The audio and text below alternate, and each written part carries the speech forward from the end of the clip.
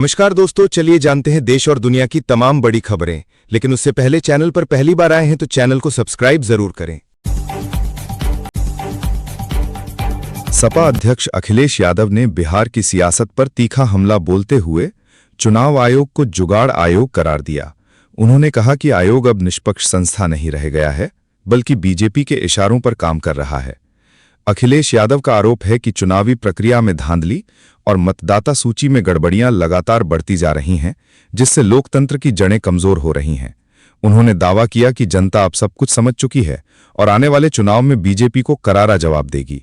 अखिलेश ने कहा कि बिहार की जनता भाजपा के झूठे वादों और सत्ता के दुरुपयोग से परेशान हो चुकी है और यही गुस्सा बीजेपी को बिहार से बाहर का रास्ता दिखाएगा।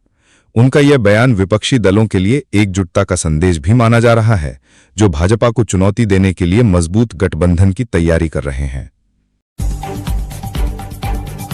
प्रधानमंत्री नरेंद्र मोदी पर कांग्रेस नेताओं की अभद्र टिप्पणी को लेकर गृह मंत्री अमित शाह ने कड़ा पलटवार किया है। शाह ने कहा कि कांग्रेस ने राजनीति में शालीनता और मर्यादा की सारी सीमाएं लांघ दी हैं।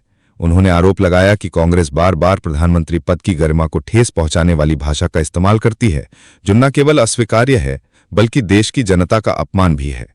अमित शाह ने कहा कि प्रधानमंत्री पर की गई ऐसी टिप्पणी कांग्रेस की मानसिकता को दर्शाती है, जिसमें न तो लोकतंत्र के प्रति सम्मान है और न ही जनता की भावनाओं की कद्र। उन्होंने यह भी कहा कि देश की जनता कांग्रेस की इस हरकत का जवाब चुनाव में जरूर देगी और बार बार उसे सबक सिखाएगी। शाह ने विपक्ष को चेतावनी दी कि राजनीतिक मतभेद होना अलग बात है, लेकिन मर्यादा और भाषा का स्तर गिराना लोकतांत्रिक मूल्यों के खिलाफ है। बिहार के दरभंगा में प्रधानमंत्री नरेंद्र मोदी पर आपत्तिजनक टिप्पणी करने वाले एक शख्स को पुलिस ने गिरफ्तार कर लिया है। बताया जा रहा है कि आरोपी ने सोशल मीडिया पर पीएम मोदी को लेकर अभद्र और आपत्तिजनक पोस्ट किया था, जिसके बाद इलाके में आक्रोश फैल गया। मामला दर्ज होने पर पुलिस ने तुरंत कार्रवाई करते हुए आरोपी को हिरासत में लिया। अधिकारियों ने कहा कि इस तरह की हरकतें सामाजिक सौहार्द और शांति भंग कर सकती हैं, इसलिए सख्त कदम उठाए जा रहे हैं। आरोपी से पूछताछ जारी है और आगे की कानूनी कार्रवाई की जा रही है। गृहमंत्री अमित शाह ने राहुल गांधी पर तीखा हमला बोलते हुए कहा कि कांग्रेस ने प्रधानमंत्री नरेंद्र मोदी को हर तरह की गालियां दी हैं। शाह ने आरोप लगाया कि राहुल गांधी और उनकी पार्टी ने लगातार ऐसी भाषा का इस्तेमाल किया है जो लोकतांत्रिक मर्यादाओं के खिलाफ है।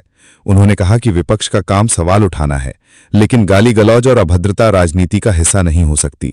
शाह ने जनता से अपील की कि वे कांग्रेस की इस मानसिकता को पहचानें और आने वाले चुनाव में उसे करारा जवाब दें।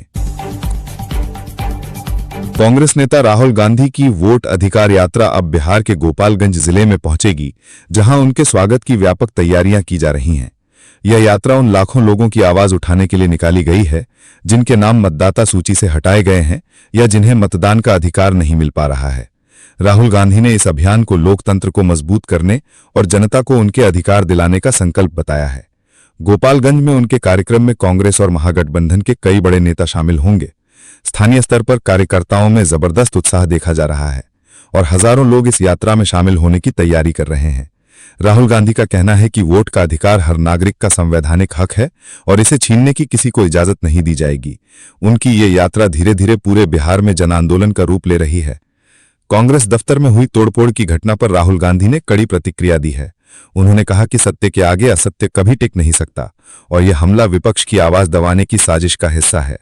राहुल गांधी ने कार्यकर्ताओं से शांति बनाए रखने की अपील करते हुए कहा कि कांग्रेस हमेशा अहिंसा और लोकतंत्र की राह पर चलेगी। उन्होंने आरोप लगाया कि सत्ता के दबाव में इस तरह की घटनाएं कराई जा रही हैं, लेकिन सच्चाई को दबाना किसी के बस में नहीं है। उन्होंने भरोसा जताया कि जनता इसका जवाब जरूर देगी। प्रधानमंत्री नरेंद्र मोदी को गाली देने की घटना पर बिहार के मुख्यमंत्री नीतीश कुमार ने कड़ी निंदा की है। उन्होंने कहा कि किसी भी लोकतांत्रिक समाज में इस तरह की भाषा का इस्तेमाल अस्वीकार्य है। नीतीश कुमार ने स्पष्ट किया कि राजनीतिक मतभेद अपनी जगह है, लेकिन व्यक्तिगत अभद्रता और अपमानजनक टिप्पणी लोकतांत्रिक मर्यादा के खिलाफ है। उन्होंने कहा कि प्रधानमंत्री देश के सर्वोच्च निर्वाचित पद पर आसीन हैं और उनका सम्मान करना हर नागरिक की जिम्मेदारी है। मुख्यमंत्री ने पुलिस प्रशासन को निर्देश दिया है कि इस मामले में शामिल लोगों पर सख्त कार्रवाई की जाए, ताकि भविष्य में कोई भी इस तरह की अनुचित हरकत करने से पहले 100 बार सोचे। नीतीश कुमार ने जनता से भी अपील की कि वे संयम बनाए रखें और आपसी सौहार्द बिगाड़ने वाली गतिविधियों से दूर रहें। उन्होंने कहा कि राजनीति विचारों की लड़ाई है, न कि गाली गलौज का मंच। उत्तराखंड के चमोली जिले में एक बार फिर बादल फटने की घटना सामने आई है, जिससे इलाके में अफरा तफरी मच गई है। इस हादसे में 2 लोग लापता बताए जा रहे हैं, जबकि कई घरों और खेतों को नुकसान पहुंचा है। घटना की सूचना मिलते ही प्रशासन और आपदा प्रबंधन दल मौके पर पहुंच गया। एसडीआरएफ और एनडीआरएफ की टीमें राहत और बचाव कार्य में जुट गई हैं। पहाड़ी इलाकों में लगातार हो रही भारी बारिश के कारण नदियों और नालों का जलस्तर बढ़ गया है, जिससे स्थिति और भी खतरनाक हो गई है। प्रशासन ने लोगों से सतर्क रहने और सुरक्षित स्थानों पर जाने की अपील की है। चमोली में आई इस आपदा ने एक बार फिर पहाड़ी राज्यों में प्राकृतिक आपदाओं की गंभीरता को उजागर किया है। वहीं सरकार ने लापता लोगों की तलाश तेज करने और प्रभावित परिवारों को हर संभव मदद देने का आश्वासन दिया है।